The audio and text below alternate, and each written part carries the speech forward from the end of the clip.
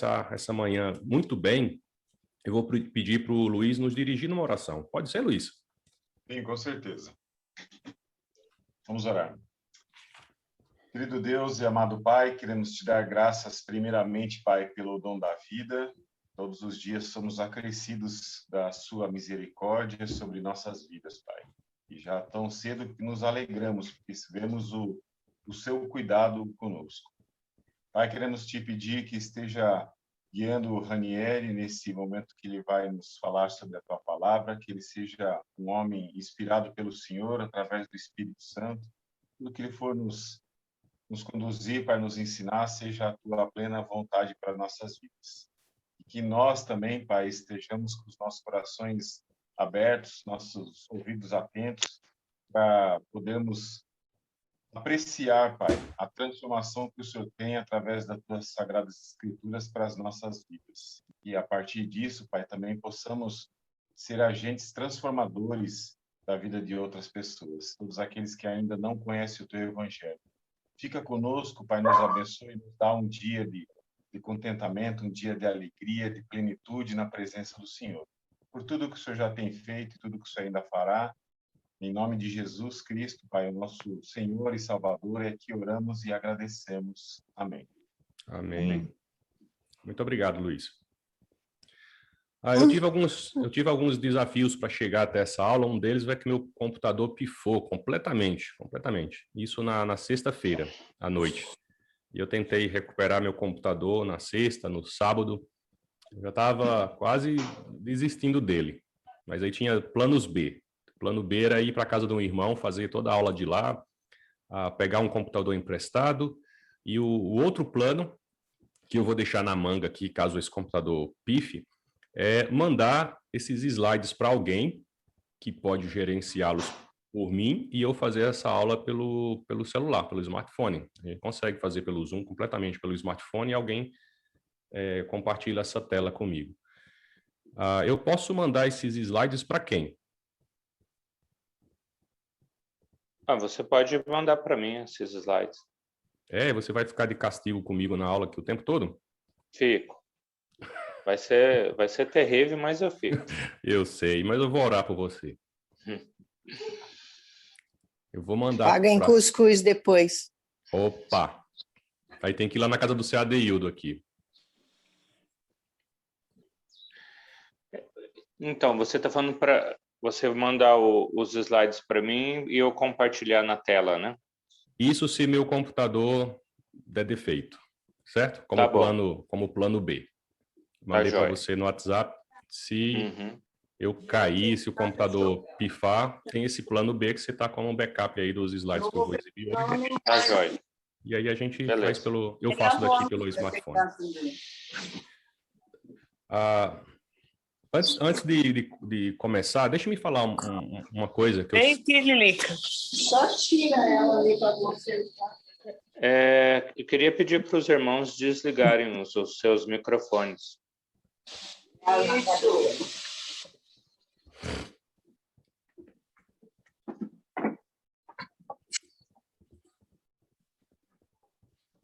Acho que agora foi todo mundo. Pelas minhas contas aqui, nós estamos em 14 telas aqui, 15, e com certeza tem muito mais por cada tela. Isso é uma coisa muito bonita de se ver, porque nós estamos agora pela manhã programados, agendados de considerar a palavra de Deus. Então, a gente considera esse momento um momento espiritual. Em certo momento, eu já fui seminarista, digamos assim, já fiz seminário, em certo momento, a gente até vai para a aula com um certo sentido de obrigação ou de dever a cumprir, de só terminar mais uma disciplina para ir acrescentando ao histórico e conseguir concluir. E a gente perde a sublimidade da oportunidade de pensar sobre a vontade de Deus e de tê-lo conosco nesses momentos. Então, esse momento é um momento em que a gente está reunido, considerando a palavra santa de Deus. Ele decidiu revelar para nós a sua vontade. Se ele não quisesse revelar, nós não tínhamos como entender ou saber ou alcançar a vontade de Deus. E a maneira mais perfeita que ele se revelou para nós foi na pessoa de Jesus Cristo.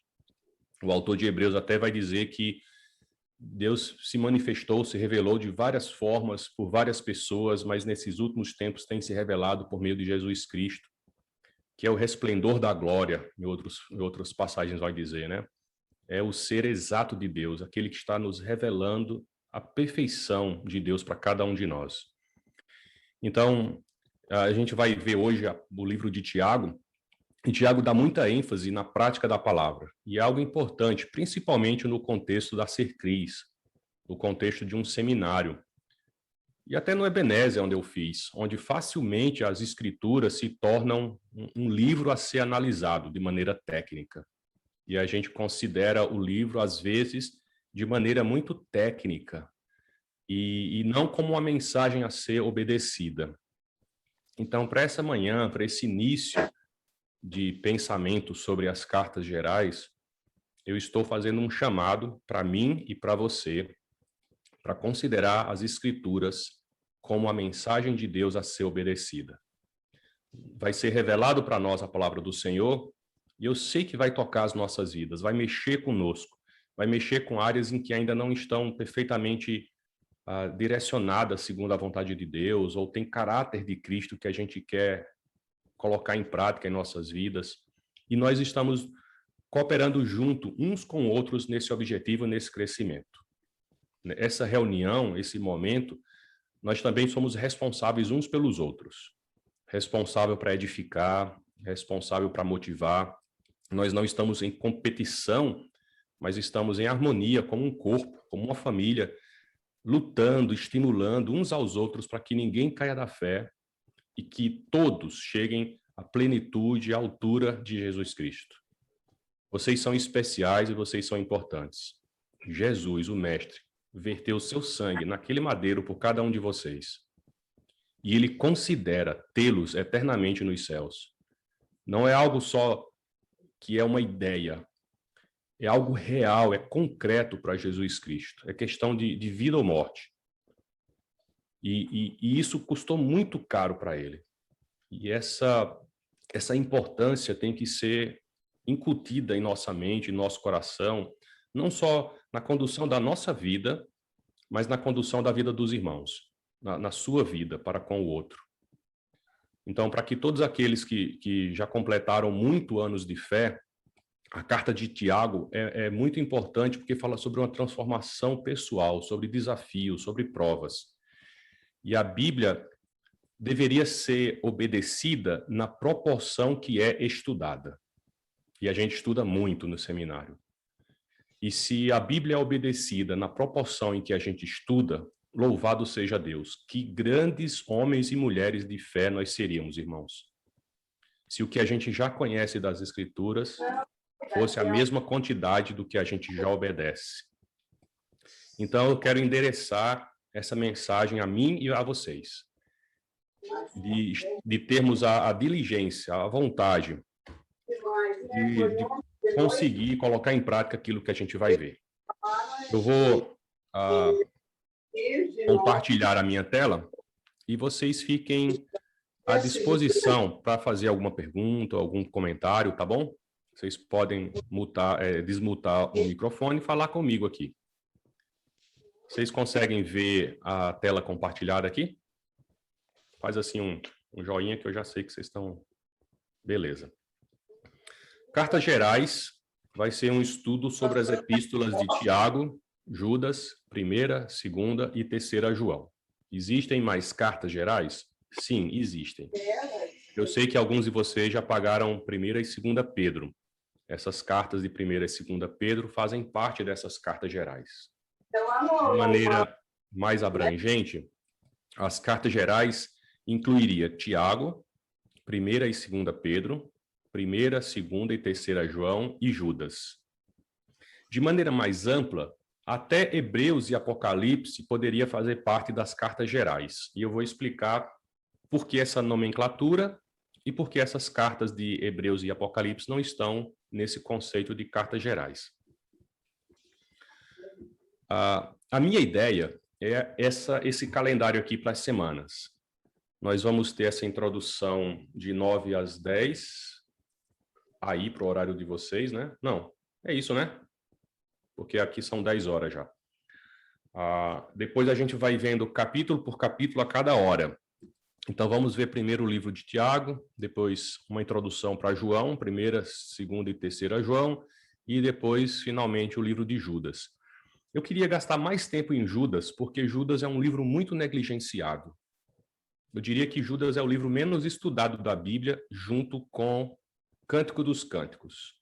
Pouca gente estuda Cântico dos Cânticos e pouca gente estuda Judas. E eu até queria dedicar mais tempo a Judas, porque até quando eu fiz Ebenezer, foi um livro que a gente viu correndo. E eu tive que estudá-lo depois, já no ministério aqui, no trabalho com a igreja. E é um livro excelente, principalmente para o nosso tempo agora. Vocês considerem que a gente tem 5 períodos na história da igreja, digamos assim, períodos históricos. Não é que uma igreja medieval, mas vamos dizer assim, uma igreja de período, né? Períodos. A gente tem o primeiro período da igreja, que seria o período apostólico, em que os apóstolos estavam vivos, os apóstolos podiam corrigir a igreja, os apóstolos tinham dons milagrosos, eles operavam sinais e maravilhas, a igreja estava começando, mas também sujeita a muitos desafios. É uma igreja que era dotada de muitos dons milagrosos e ministeriais, mas que tinha o trabalho da expansão do evangelho e das perseguições. E depois desse período, nós sabemos que a igreja romana, Roma se converteu. E o que a gente vai ter ali é como se fosse o início de uma igreja imperial, uma igreja romana. Os livros que nós vamos abordar, ele está nesse período da igreja perseguida, em que a igreja está deixando aquele período da igreja apostólica e chegando num período de uma igreja imperial. Está entre o primeiro e o segundo período da igreja, em grande parte. Depois a gente vê um declínio da igreja. A gente vai ver o período, depois desse período imperial, o período medieval, chamado também de período das trevas. Grandes coisas horríveis se deram nesse período medieval. O esquecimento das escrituras, começaram-se a abraçar misticismo, começaram-se a abraçar crendices, a proibição de ter as escrituras para todas as pessoas. E aí deu-se um período da reforma, né? Lutero e depois Calvino e todos os outros tentando reformar a igreja. E o período que a gente se encontra hoje, poderemos dizer que é o quinto período, o período da igreja moderna. Na condução do plano de Deus, e pensando hoje na nossa pós-modernidade, eu diria que já é até um sexto período, alguns tentam voltar a ser a igreja reformada. Buscam aqueles princípios de Lutero, de Calvino, de Zwingli, e tentam abraçar aquela igreja da reforma. Não é nosso ideal. Alguns vão até um pouco mais atrás e até puxam práticas da igreja medieval, vendas de indulgência ou falsas promessas. Alguns até tentam voltar à igreja imperial, em que a igreja está muito misturada com o Estado, tentando ter um controle político de tudo isso. Mas nós, servos de Deus, a igreja do Senhor, a igreja de Cristo, é nosso desafio sempre voltar para o primeiro período, o período da igreja primitiva, o período da igreja da qual o Senhor planejou, das Escrituras. Então, a gente não vai voltar para o período da igreja reformada, nem medieval, nem imperial, mas a gente vai buscar os ensinos dos apóstolos que vieram do próprio Cristo para sermos a igreja da qual o Senhor planejou e tem na sua mente. Então, o desafio, quando a gente lê as cartas gerais, é também como aplicar isso para as nossas vidas. Eu trouxe uma aplicação mais pessoal e individual, mas nós temos responsabilidades como igreja de buscar seguir fielmente as Escrituras. Então, cartas gerais, também ao longo do tempo, foi conhecido como cartas católicas. E essa palavra católica tem o sentido de universal. São cartas universais. cartas em que não foram endereçadas a uma pessoa específica ou a uma igreja específica, mas é endereçada a um grupo. Então, essas cartas, ao longo do tempo, elas tinham certas dificuldades de serem aceitas. 2 Pedro, 2ª, 3ª João, Judas e Apocalipse estão entre as que tiveram maior dificuldade de serem aceitas amplamente no começo. Por uma infelicidade, naquele período da Reforma, Lutero fez uma declaração muito triste. Ele disse que a Epístola de Tiago é uma verdadeira epístola de palha, pois não é caracteristicamente evangélica. Porque a Epístola de Tiago não tem uma doutrina teológica tão clara, é mais uma carta de princípios práticos. E essa declaração de Lutero, tristemente, fez com que a carta de Tiago também não fosse tão usada ao longo do tempo. Mas elas sempre foram respeitadas na antiguidade cristã. Vocês podem saber um pouco mais sobre esta coisa do cânon, a divisão, no curso de bibliologia. Talvez vocês já tiveram ou vão ter, mas esse estudo sobre como são organizados os escritos, como foram atestados, a sua canonicidade, tudo isso é visto no curso de bibliologia. A gente vai ver de maneira muito rápida aqui para chegar propriamente nas cartas. E como eu falei, as cartas sempre foram respeitadas na antiguidade e são chamadas assim de cartas gerais, esse grupo de cartas, porque não foram destinadas a uma igreja específica. O conteúdo destas cartas era de interesse de todos os crentes e todas as pessoas. Tem até um erro de português aqui na parte. O interessante notar é que as escrituras elas podem ser divididas em basicamente cartas paulinas e cartas gerais.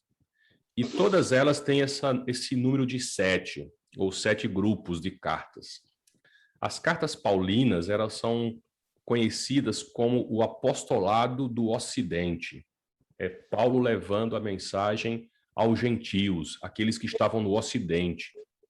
E são elas as cartas de Romano, Coríntios, Gálatas, Efésios, Filipenses, Colossenses e Tessalonicenses. Vejam que são 7 cartas, e eu não estou dividindo aqui 1ª e 2ª Coríntios, mas estou colocando como uma carta só, ou um grupo de cartas só.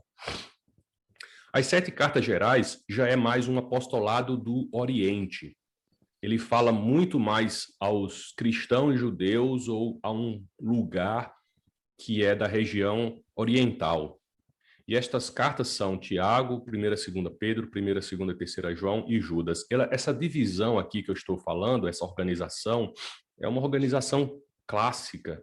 E como eu falei, em bibliologia vocês até podem estudar um pouco mais sobre isso, sobre como Eusébio tentou organizar essas cartas e a parte do cânon. Ela tem uma estrutura semelhante. Eu vou mandar esses slides para vocês, mas essas cartas têm uma abertura ou um remetente, como é próprio do estilo das epístolas. As epístolas têm uma estrutura bem similar. Elas começam falando de quem está escrevendo aquela carta. Então, Tiago vai dizer, eu sou o servo de Deus e do Senhor. Pedro vai dizer, eu sou apóstolo de Jesus Cristo, ou servo e apóstolo de Jesus Cristo. João vai nos chamar de nós, ou o presbítero que está escrevendo, e assim por diante, até chegar em Judas, que ele vai dizer, Judas, servo de Jesus. E todas elas dizem um destinatário, e eu queria dar uma ênfase nesse destinatário, porque esse destinatário é que caracterizou essa carta de ser uma carta geral e não uma carta específica, como as igrejas da Macedônia, ou a da Ásia Menor. Tiago ele vai escrever para as 12 tribos da dispersão. Já Pedro ele vai falar que está escrevendo aos exilados da dispersão na Ásia Menor. Em 2 Pedro ele vai dizer que está escrevendo aos que receberam a fé para com Deus e Salvador Jesus Cristo. 1 João ele vai falar que está escrevendo para vocês, os filhinhos. E até fica difícil entender a região, a localidade que ele está escrevendo. Na 2ª carta de João, ele vai estar dizendo que está escrevendo para a senhora eleita e seus filhos, talvez uma igreja, uma pessoa específica em uma igreja. Na 3ª carta de João, ele está escrevendo ao seu amigo Gaio, ele chama de amado, a quem eu amo na verdade. E, finalmente, Judas, ele está escrevendo aos chamados e amados de Deus. Veja que é genérico, não é? O destinatário é meio genérico. E aí se segue essa estrutura da carta, da abertura, depois do destinatário, uma saudação e, de repente, se segue com ação de graças. E o corpo da mensagem também poderia ser organizado de maneira estrutural para todas elas. Todas elas têm uma exortação inicial. Para o que ele está falando? Para quem ele está falando? Tiago vai considerar as dificuldades ou as provações e devem ser consideradas com alegria. E assim se segue até Judas, que a gente vai ver depois. Geralmente tem uma tese ou uma afirmação, algo que o autor está afirmando, que ele vai depois discutir isso de maneira teológica e vai estimular ou admoestar. Tiago vai dizer que o teste da fé produz perseverança e maturidade, e ele vai desenvolver esse argumento durante toda a carta, tentando estimular os discípulos, os leitores, a passarem por estes testes de fé, essa prova de fé, para alcançar perseverança e maturidade. As cartas também seguem um discurso teológico. O que é muito marcante em Tiago é a questão da fé, e uma fé sem obras é morta. Ele vai falar também sobre admoestações, tanto Tiago como os outros. Então, essa estrutura se segue em todas as cartas. E todas as cartas, por ter esse estilo de carta, também tem uma conclusão. E essa conclusão sempre tem assuntos mais práticos, saudações individuais e um pós-escrito. Esse pós-escrito é uma outra ideia ou uma consideração final importante que ele guardou, ou para quem que ele está escrevendo. Só para dar um exemplo, na terceira carta de João, ele vai dizer: eu tinha mais a dizer, mas eu espero te visitar em breve. Sempre dando, eu tenho alguma coisa para falar e eu vou fazer depois. E tem uma oração ou uma doxologia, que é uma parte final da carta, que se segue assim, todas elas, com essa estrutura. Eu vou mandar esse slide para vocês terem isso guardado. Essas cartas que nós vamos ver em cartas gerais, eu não vou considerar Pedro, porque Pedro vocês já estudaram ou tem numa disciplina separada. Deixa eu só voltar aqui uns slides para eu mostrar uma coisa para vocês. Considerando essas 7 cartas, das cartas gerais, no Ebenezer, em alguns outros seminários, eles organizam assim: 1ª e 2ª Pedro e Judas. Porque 1ª e 2ª Pedro e Judas, elas são bem similares. Inclusive, Judas vai repetir, ou Pedro vai repetir, algumas coisas que Judas falou. E depois as cartas joaninas, às vezes, são organizadas em uma disciplina só. Então, as cartas de João são colocadas em uma disciplina só, ou são vistas logo após o Evangelho de João e antes de Apocalipse. E aí, Tiago fica junto com esse grupo também. Hebreus sempre é uma disciplina separada e Apocalipse sempre é uma disciplina separada também.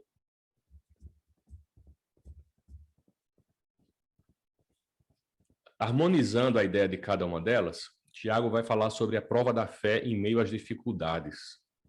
Pedro vai falar sobre essa regeneração, que fomos gerados de novo para uma viva esperança.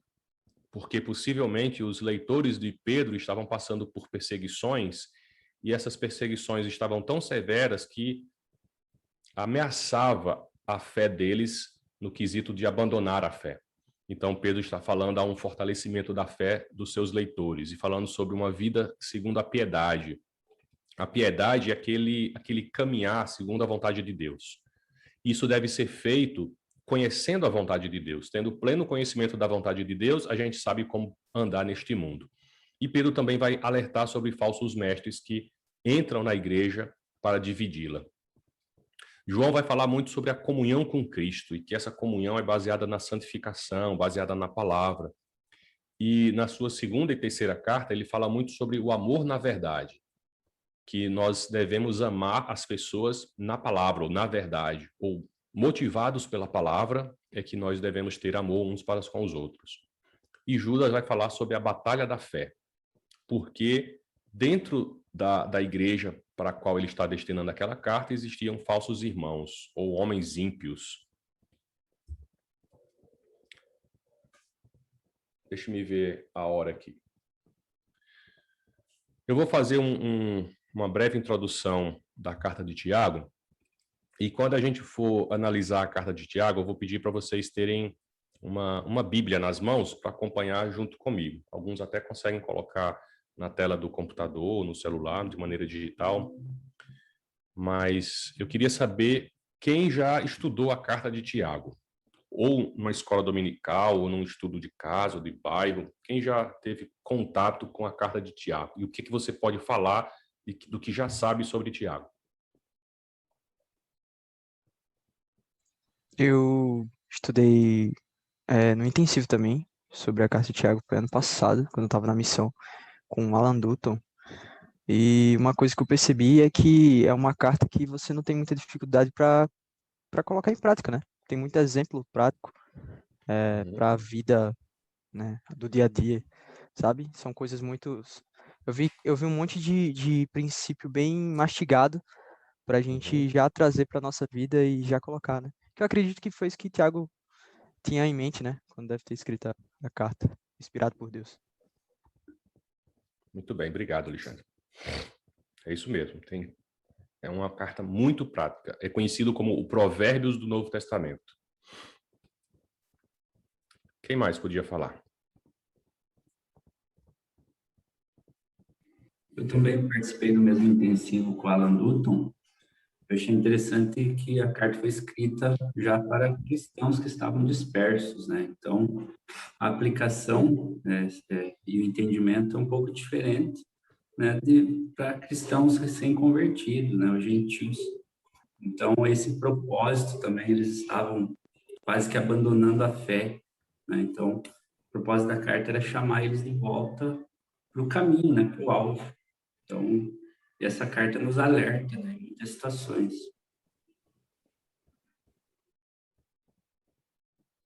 Muito bom, muito bom.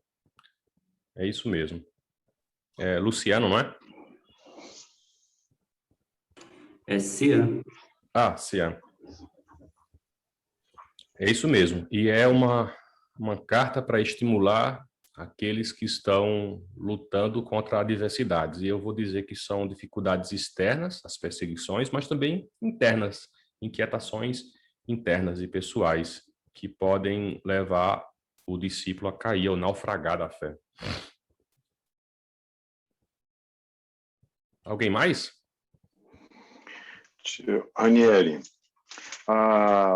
eu tive também a oportunidade de já estudar o livro de Tiago, né? E assim, o que mais me chama a atenção é um livro que procura elevar a maturidade espiritual dos cristãos, né? Então ele faz um cruzamento entre provações, esperança e perseverança, né? E diretamente com ações práticas. Então, acho que isso tudo faz com que realmente a nossa maturidade espiritual seja acrescida, né, com a inspiração da carta, né, pelo Senhor, né, a Tiago, né? Então, acho que isso realmente é uma carta que é a praticidade pura.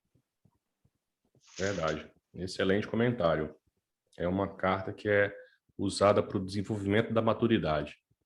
A gente chega num patamar e aí é desafiado a aumentar ou crescer naquela estatura, naquele desenvolvimento espiritual. Estou gostando de ouvir. Nossa, vocês já estudaram bastante, não é? Tiveram boas oportunidades, seja com Alan Dutton Jr., seja com a congregação local.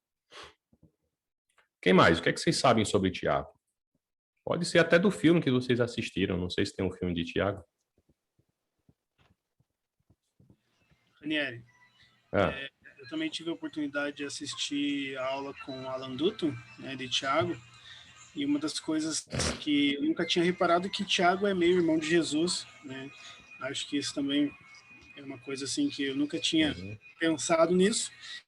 E uma coisa assim que me chamou muita atenção, que foi alguns dos tópicos que o Alan levantou, é a gente transformar as dificuldades em vitórias, né? E isso, Tiago mostra muito bem as atitudes nas provações, né? Quais as atitudes que a gente deve ter com isso.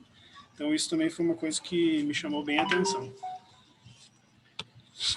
É verdade. O autor da carta é irmão de Jesus, não é? A gente diz irmão por parte de mãe, né? Mas é isso mesmo.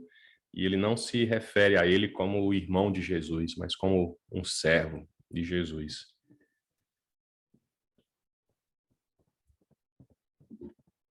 Tem um sentido para a carta de Tiago que a gente pode chamá-la de manual prático da vida cristã. Se nas cartas de Paulo a gente consegue ver nas porções finais da carta conselhos ou ensinos práticos, em Tiago a gente começa logo nos primeiros capítulos a ver que Tiago está falando sobre uma vida prática. E ele está oferecendo instruções, conselhos e também exortações. E a diferença de exortações para instruções é o peso do apelo. Que nas instruções você fica livre para obedecer, seguir, acolher ou não. Nas exortações, não. Nas exortações é um chamado mais firme, é quase como um mandamento. É uma corda para a gente. E ele está falando principalmente a pessoas que estão passando por dificuldades, por problemas. E eu vou dizer que problemas internos também. Claro que era mais evidente as perseguições externas, porque o contexto era um contexto de perseguição, de dispersão. Mas nós temos aflições internas também que militam contra o espírito. E podemos dizer, assim como em Pedro, assim como em Tiago, que nós somos como peregrinos, como vivemos numa dispersão, que a nossa morada não é aqui. Nós estamos emprestados como embaixadores numa terra que não nos pertence, mas representando o reino celestial. E vamos encontrar dificuldades por aqui. Esse não é o nosso lugar de descanso, mas é um lugar de luta e de batalha. E além dessas provações, Tiago vai nos mostrar que existem perigos que acompanham aqueles que não colocam em prática esses ensinos que ele vai mostrar. Ele vai mostrar que existe um grande perigo de não depositar confiança no Senhor. Ou seja, se a sua confiança está sendo depositada em alguma outra coisa que não plenamente em Deus, você vai se frustrar e vai possivelmente se desviar do alvo. Porque a nossa segurança, a nossa confiança plena está em Deus. E ele vai mostrar isso. Ele vai mostrar que existe um grande perigo de não perseverar. E ele vai dizer que uma pequena perseverança leva a um outro desafio um pouco maior. E se você perseverar, você vai ganhando habilidade, vai ganhando disciplina, vai ganhando maturidade. E o que antes era visto como um grande problema, ao passar por ele, você vai vê-lo como um problema menor.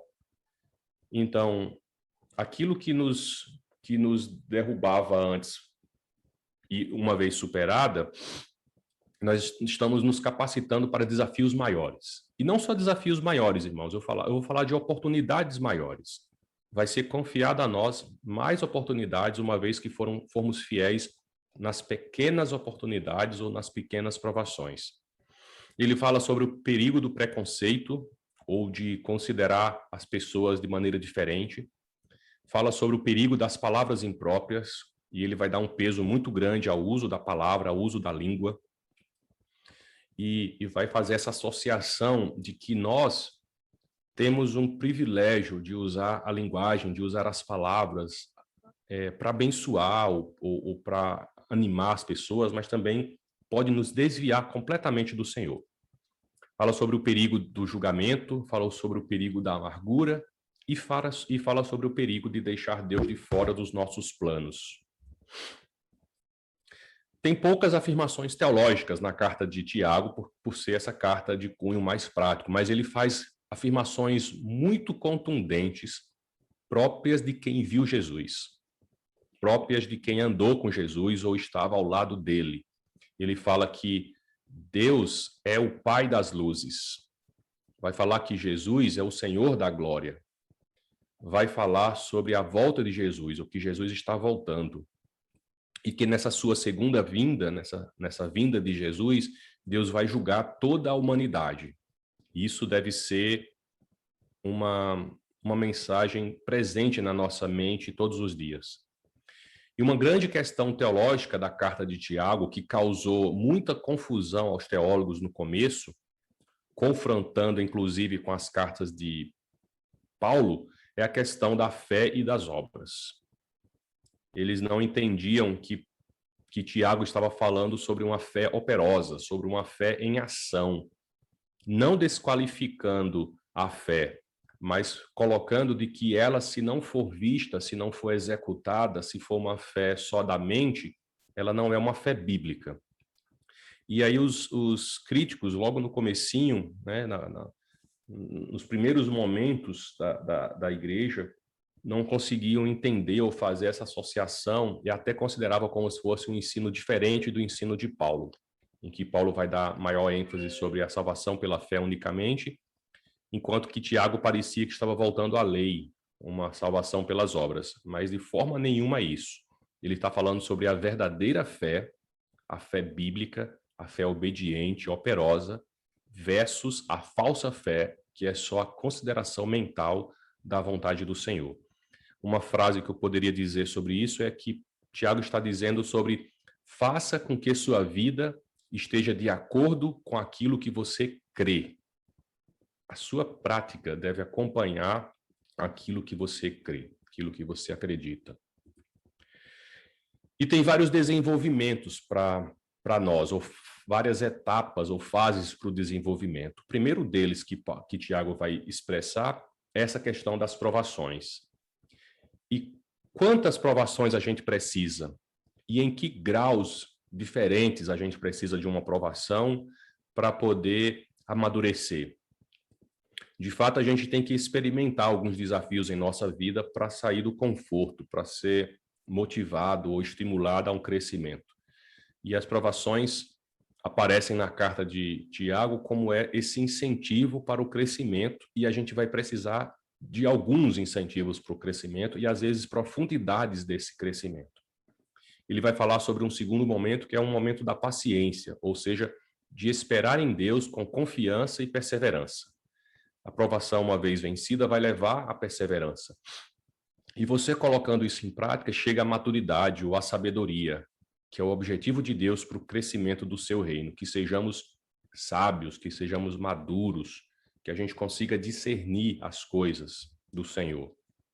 Então, provações na carta de Tiago mostra circunstâncias internas e externas, sejam conflitos, sofrimentos, aflições, com os quais a gente se depara todos os dias. E as provações não são agradáveis e podem ser extremamente dolorosas, inclusive, mas a gente não está livre delas. Mas o discípulo cristão deve considerar como uma oportunidade de se alegrar. E aí eu pergunto, por quê? Por que a gente deve se alegrar com essas provações? Eu não sei se você, para os meninos, por exemplo, para os rapazes, se vocês serviram o quartel, ou se já almejaram a carreira militar. Mas na carreira militar existem várias patentes. Você já não começa sendo um oficial, não é? A não ser que você passe pela prova de oficiais, que às vezes é mais concorrida do que o curso de medicina. Mas geralmente você começa como um soldado raso. Você começa como soldado, e aí tem aquelas lutas, tem aquelas provas, tem aquelas batalhas, tem aqueles desafios para você chegar a ser um cabo. Depois de se tornar um cabo, você se torna terceiro sargento ou primeiro sargento? Alguém me ajuda aí, que eu não estou lembrado agora. Me ajuda aí, quem é? Terceiro. Terceiro sargento. Depois segundo sargento, depois primeiro sargento. E aí tem todas as graduações de tenente, major, capitão, e assim vai. Não são essas provas que você tem que enfrentar? Tem um determinado tempo de serviço que você tem que cumprir, tem uma determinada obrigação que você tem que cumprir. Do mesmo jeito, em algumas outras áreas também. Tem gradações. Então, na vida cristã, a gente vai considerar que também nós temos essas gradações para nos tornar maduros e íntegros. A gente começa como um bebê na fé, tomando leite espiritual, engatinhando, com muita vontade de crescer, com muita vontade de aprender, mas ainda muito imaturo, muito assustado, às vezes se escandalizando com todas as coisas, pedindo muito a opinião das pessoas, ou conselho, ou informações, ou como a pessoa acredita em tal coisa. A gente baseia a nossa fé muito mais no que o outro está fazendo, aquela pessoa que a gente admira, do que basicamente o que a gente consegue ver mesmo das Escrituras, segundo a vontade de Deus. Mas vai chegando um tempo que essa condição, esse discernimento vai nos chegando e a gente vai tomando decisões mais maduras e mais independente dos conselhos dos outros e mais dependentes dos conselhos de Deus. Então, vamos considerar que uma prática de fé, a oferta, por exemplo. A gente tem profundidades no que é ofertar a Deus. Nós conseguimos começar entendendo que nós devemos ofertar. Ok, entendo o que é oferta a Deus, que é voluntária, que é a disposição do meu coração, entendo que não estamos baseados na lei nem no dízimo, e aí eu começo ofertando a Deus como eu entendo que é. E talvez eu seja muito restrito nesse entendimento no começo do que é oferta. Eu considero oferta financeira feita propositadamente, uma vez por semana, a cada primeiro dia, no culto. Mas aí, conforme eu vou crescendo na palavra, eu vou entendendo que oferta ainda é mais do que isso. Oferta requer o meu tempo. Eu tenho que usar o meu tempo apropriadamente para investir no reino.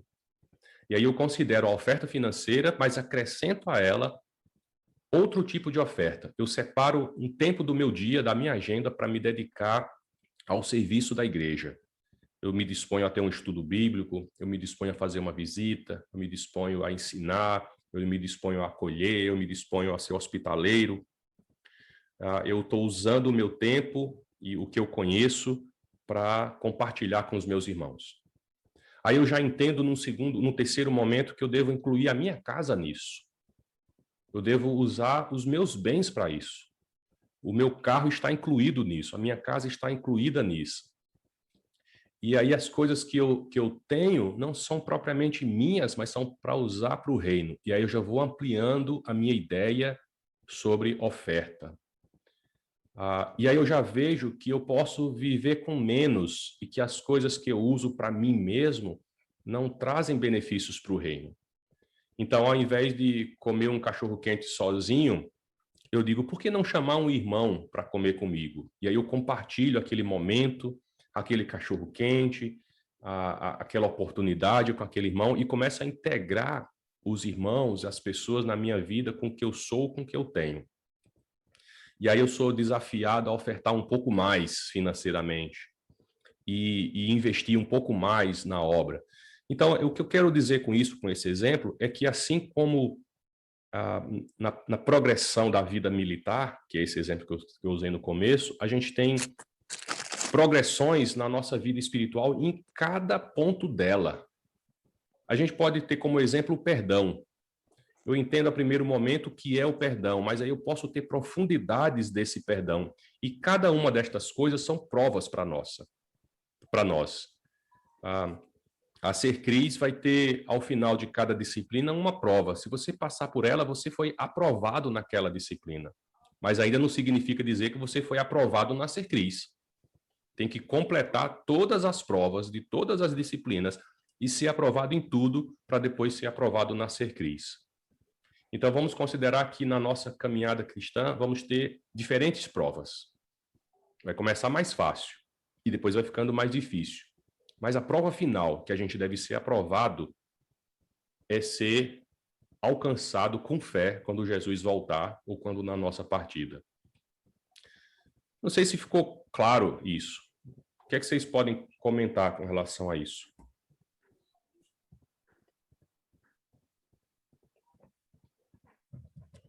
Vocês entenderam essa ilustração, não?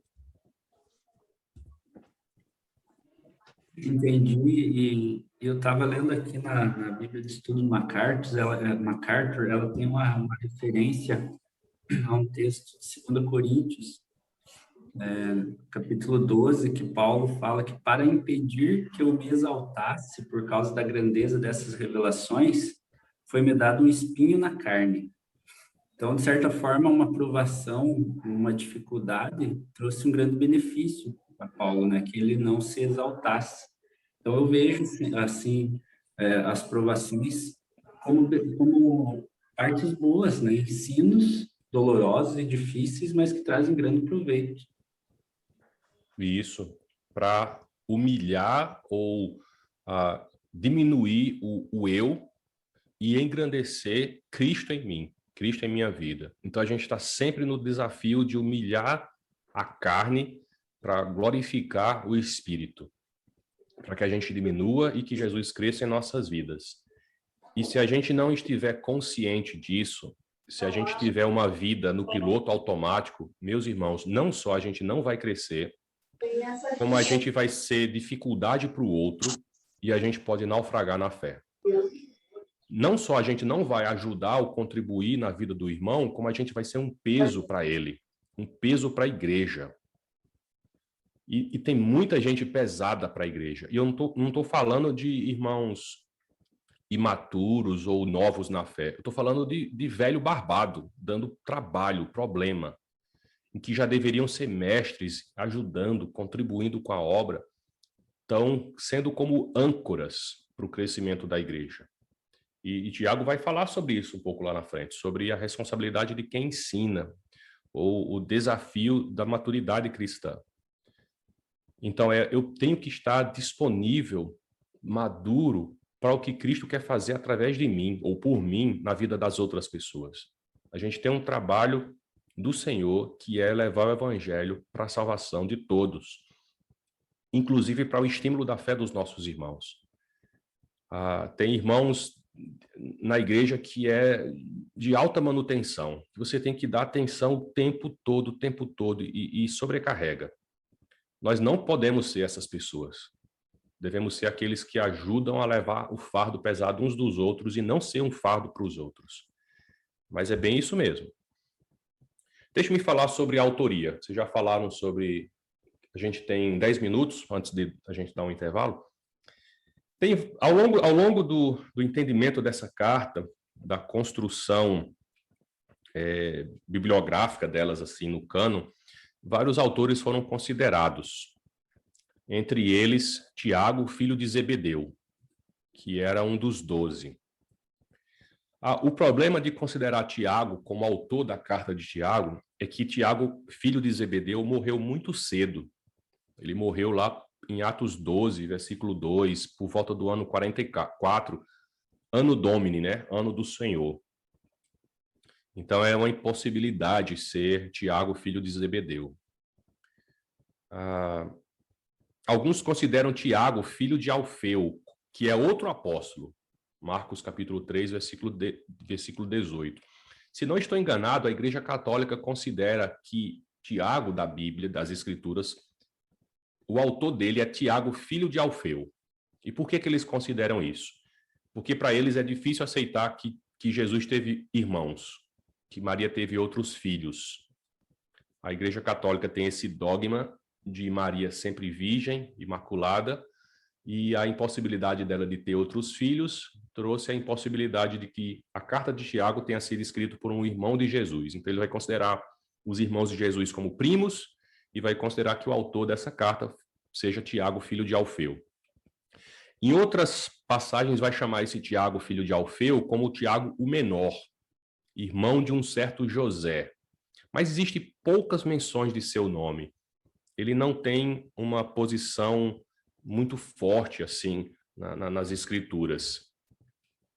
O outro seria Tiago, pai de Judas, não Tiago Iscariotes, mas pai de Judas, que é um dos nomes das listas dos 12, para diferenciar os outros 2 Judas dentre os apóstolos, né? Mas também fica muito difícil estabelecer que é este Tiago. O Tiago, que é mais evidente ser o autor, de fato é Tiago, o irmão de Jesus, ou o meio-irmão de Jesus, né? Irmão por parte de mãe, porque o pai de Jesus é o nosso Senhor, é Deus, né? Outros irmãos são José, assim como o pai. A gente, se fosse hoje, seria José Júnior, né? Judas, Simão e tem outros. Inclusive, Jesus teve irmãs. Não acreditava em Jesus durante seu ministério terreno. Os irmãos de Jesus tiveram dificuldade de aceitá-lo como Messias logo no começo. Inclusive, tentava pressioná-lo a mostrar ou realizar sinais quando iam para Jerusalém, nas festas, e tiveram muita dificuldade no início para considerá-lo como o Messias, como o Salvador. A gente sabe também que Tiago, irmão de Jesus, recebeu uma visita de Cristo ressurreto. A 1 Coríntios capítulo 15, eu vou ler aqui, versículo 7, diz assim: Depois foi visto por Tiago, mais tarde por todos os apóstolos, e ao final, depois de todos, foi visto também por mim, como por um nascido fora de tempo. 1 Coríntios capítulo 15, versículo 7. É a passagem aqui. É uma das testemunhas oculares registradas no Novo Testamento. Alguém que viu Jesus. Tiago aqui, nesse caso, é Tiago, o meu irmão de Jesus. Tiago era um dos principais guias ou líderes da igreja em Jerusalém. Foi um dos primeiros presbíteros da igreja em Jerusalém. Era uma coluna da igreja. Ele tem a sua figuração até mais forte do que Pedro em Jerusalém. E provavelmente Tiago era casado. 1 Coríntios capítulo 9, versículo 5, vai mostrar isso. Então, o autor da carta de Tiago é Tiago, o irmão de Jesus. Existe um outro Tiago ainda, chamado... Peraí, deixa eu ver se que eu nem coloquei aqui, mas existe ainda um quinto Tiago que depois eu posso passar para você a referência. O Tiago, irmão de Jesus, era conhecido como Tiago o Justo pelos judeus não cristãos. E porque ele era muito sério, muito disciplinado, ele era muito diligente em realizar a vontade do Senhor, ao ponto dele ser considerado ou ser conhecido pelos judeus não cristãos como Tiago Justo.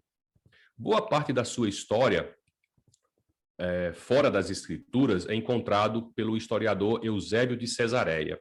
Nas histórias eclesiásticas, você vai encontrar sobre a morte de Tiago, sobre o que ele realizava em Jerusalém, e conforme o relato histórico de Eusébio de Cesareia, a gente tem mais detalhes sobre a morte dele, e que se deu provavelmente entre o ano 60 e 62, ano Domini, também martirizado. E quando é que a carta de Tiago, então, foi escrita?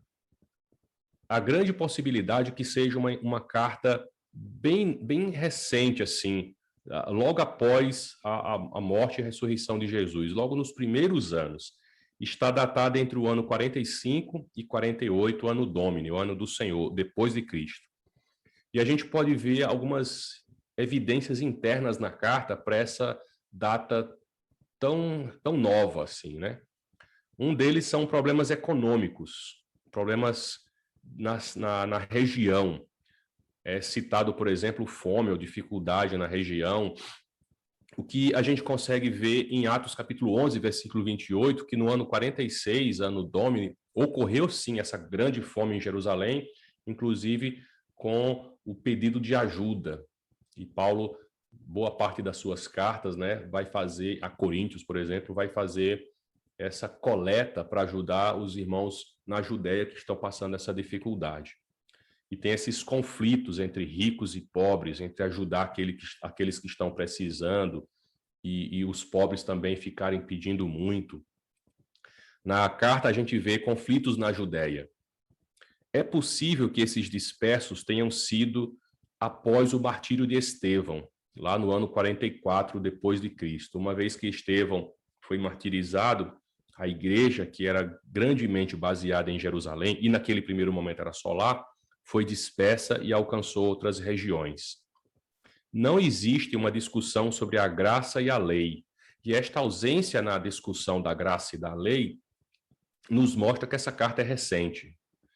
Também não há menção do Concílio de Jerusalém, que ocorreu ali por volta de 49 depois de Cristo, Anno Domini, que é sobre essa comunhão com os gentios, né? O que fazer com os cristãos judeus e cristãos gentios. Dado que não há menção a esse concílio, essas decisões, se estabelece que essa carta deve ter acontecido antes, ou sido escrita antes desse concílio. Para quem Tiago está escrevendo? Pelo teor da carta e a estrutura linguística, dá para se entender que são para cristãos, mas cristãos judeus. Eles são judeus étnicos, de etnia judaica, de nascimento judaico, mas que vivem em regiões helênicas, de cultura helênica. Não são judeus de Jerusalém ou daquela região da Judéia, mas são judeus fora daquela região da Palestina ali, dispersos fora de Jerusalém, que estão vivendo em um meio helênico. Ele fala, inclusive, de termos como as 12 tribos, que é um termo muito ligado a Jerusalém ou aos judeus. Em capítulo 2, versículo 2, inclusive, ele fala que os lugares de reunião são sinagogas. Capítulo 2, versículo 2 diz: se, portanto, entrar na vossa sinagoga alguém de honra. Então, é um termo que era muito entendido e muito em voga de quem era judeu. Mas ele está escrevendo a cristãos, até porque, capítulo 5, versículo 14, ele vai chamar de a Igreja de Jesus. Possivelmente, estes dispersos tenham sido os primeiros convertidos em Jerusalém e que agora está crescendo em números. Possivelmente, a perseguição de Atos, capítulo 8, que eles vão até a Fenícia, Chipre, Antioquia da Síria, e aí vai além. Na carta, você vai ver mais de 40 referências ao Antigo Testamento. Isso é uma evidência de que os seus destinatários são cristãos judeus, e não propriamente só gentios. E o interessante é que na carta também você vai ver mais de 20 referências ao Sermão do Monte. E é interessante notar isso na carta. Eu vou mostrar para vocês um slide sobre essas referências ao Sermão do Monte, em Tiago, que vocês vão se alegrar. O conteúdo da carta fala muito sobre uma fé vivificante e ativa, sobre boas obras, sobre provações da fé, diferença entre ricos e pobres na igreja, fala sobre essa questão da literatura e de sabedoria, e essa carta foi muito disputada no começo para saber quem era o autor, para saber se era canônica ou não, e ela foi menos valorizada. Tá, um erro de português aqui, eu vou consertar nesse slide. Meus irmãos, considerem motivo de grande alegria o fato de passarem por diversas provações, pois vocês sabem que a prova da sua fé produz perseverança. E a perseverança deve ter ação completa, a fim de que vocês sejam maduros e íntegros, sem lhes faltar alguma coisa. Eu diria que esse é o versículo que dá a direção da carta, que nós podemos ver a carta, fazer a leitura da carta baseada nessa condução inicial, sobre essas provas da fé e como estas provas da fé, uma vez vencidas ou uma vez sendo aprovados, nós levamos a uma perseverança e que, se conseguirmos completar essa perseverança, tendo ação completa, nos levará à maturidade e integridade. E a palavra integridade é justamente isso, não faltar nada em nossas vidas. Esse é o objetivo para esses próximos dias, que a gente consiga entender nas Escrituras o que é necessário para nos tornar homens, mulheres, servos, maduros e íntegros. Podemos dar um intervalo agora? De boa, pode ser. Ok, como é que a gente faz o retorno? Quanto tempo? Você vê